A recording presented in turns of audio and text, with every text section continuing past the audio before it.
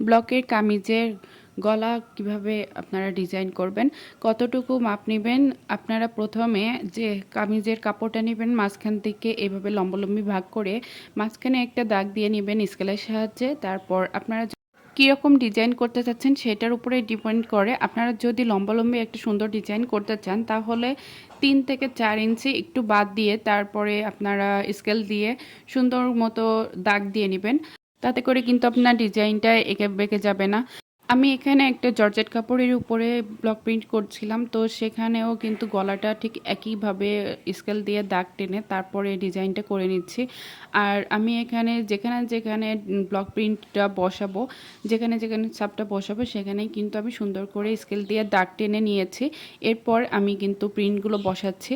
তো দেখতে পাচ্ছেন কত স্মুথলি হয়ে যাচ্ছে কাজটা। তো এভাবেই আপনারা চেষ্টা করবেন, তাহলে কিন্তু আপনাদের কাজে কোনো ভুল হবে না।